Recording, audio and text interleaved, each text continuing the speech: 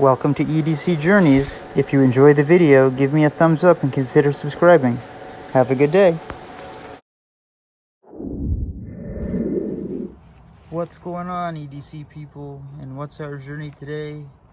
It is the review of the Rough Ryder Denim Micarta work knife in Wharncliffe blade. It has a half stop. It is a slip joint. The micarta is smooth. It's very unique looking, I think, especially for a Rough Ryder to have denim micarta. It's smoother than I expected. I don't have much micarta, so I guess I wouldn't know, but I didn't expect it to be so smooth. It's almost like it's been lacquered. That's how it feels.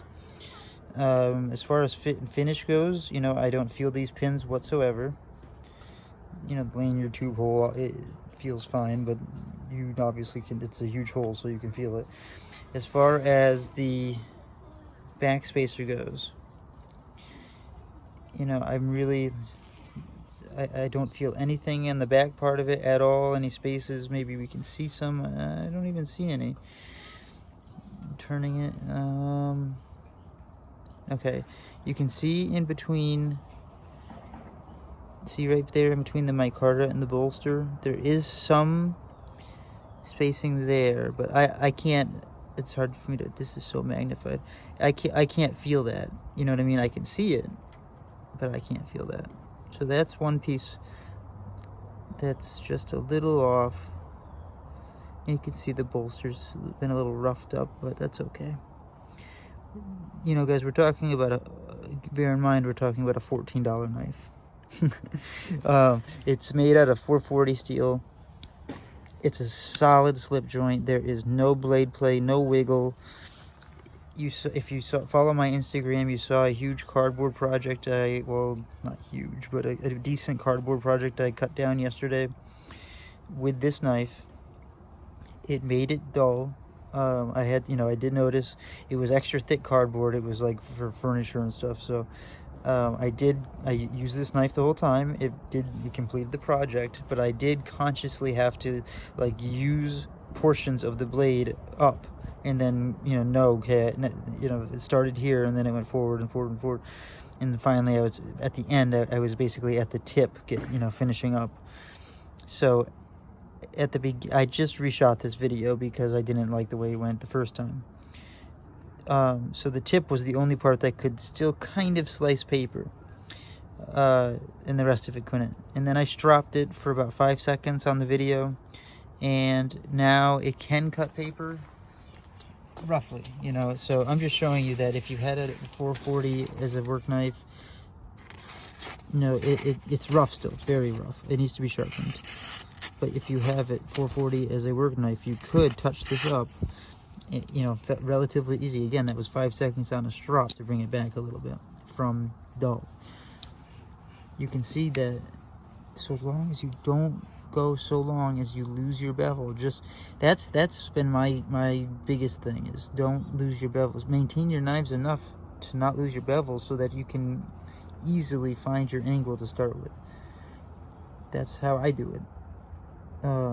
You know, and then there are knives that I've reset the angle at, and that's fine too, but then I try to keep that bevel present. I can run this on the brick 20 times, but I should still have, you know, it's not gonna eat that much steel.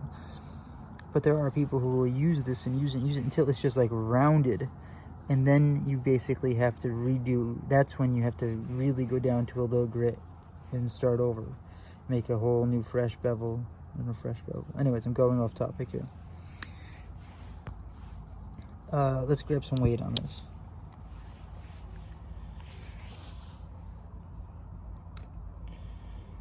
Okay, 2.98 ounces. I call that 3 ounces. I round.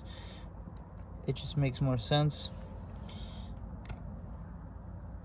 84.58, so let's go to 85 grams. Okay.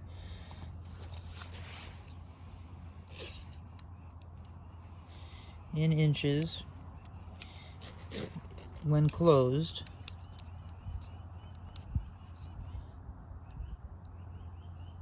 we're at about 3.8.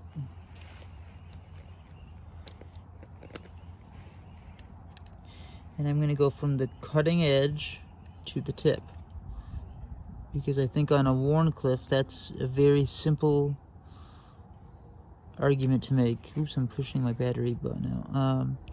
Meaning that, like, hold on, can't do two things at once, I'm not smart enough. 2.75 on the dot. So that's just like, what, it's like 6.5 inches overall.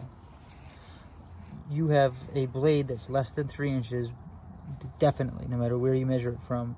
But let's say I was a police officer. If I was going to argue with you, I don't think there's any arguing to be done. I think that even a police officer would measure from here to here on this blade. And then even if they didn't, again, it's still under 3 inches, so you're good. It's a slip joint, so you're legal in a lot of places, okay? It's a really cool knife.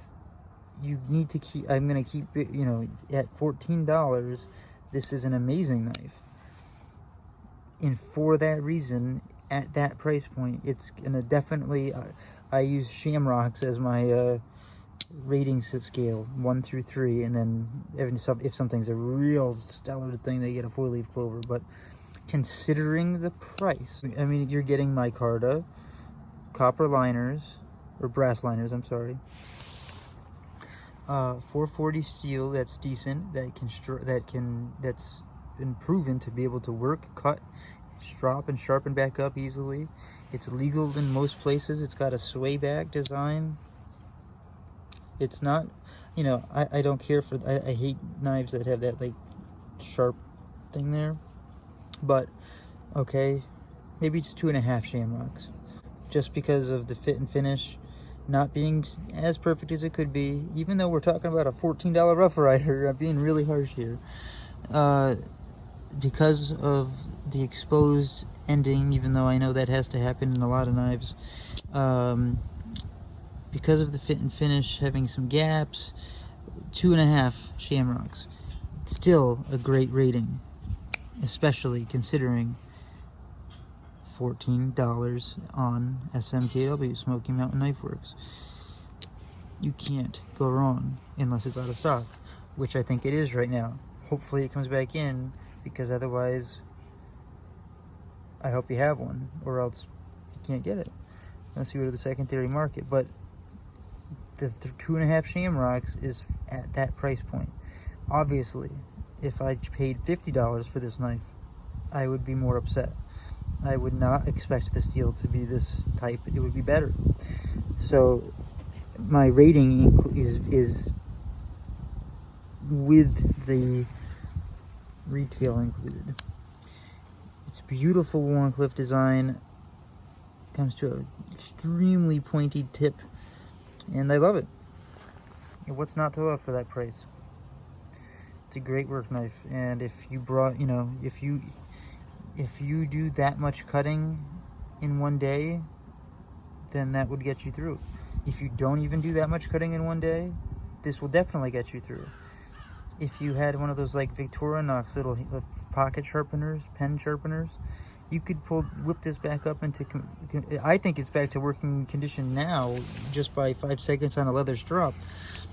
But you see what I'm saying? If you were at work and it got to that point where it wasn't even working sharp anymore, you could easily strop it or sharpen it back with a field sharpener if you had to.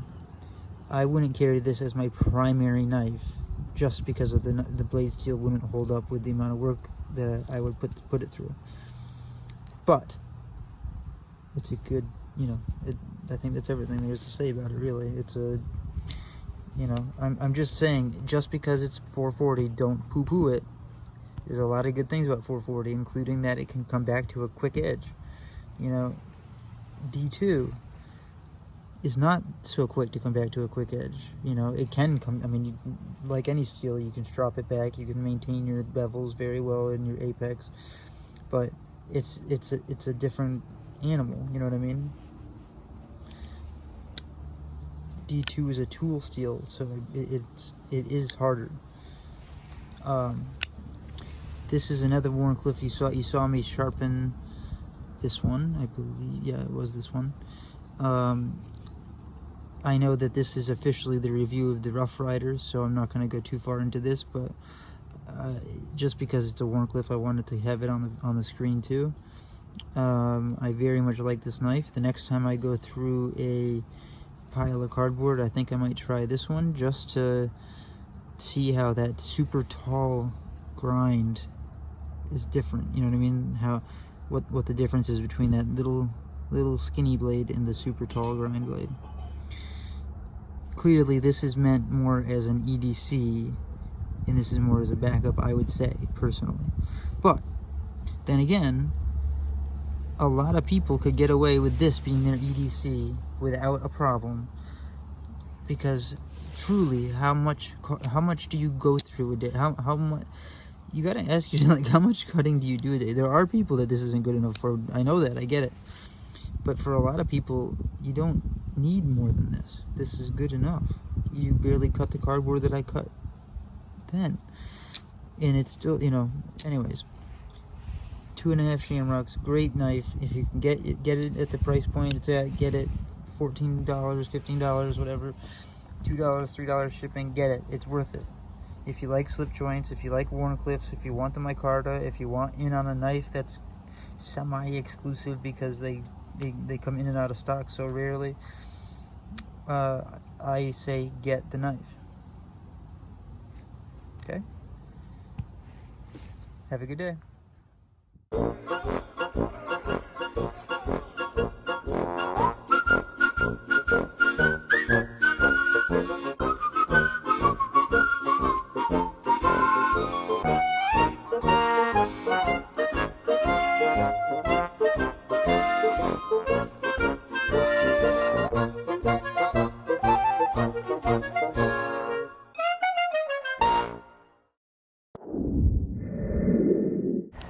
Thanks for watching. If you enjoyed, please give me a thumbs up. For more content like this, consider subscribing and then hit that notification bell so you don't miss anything.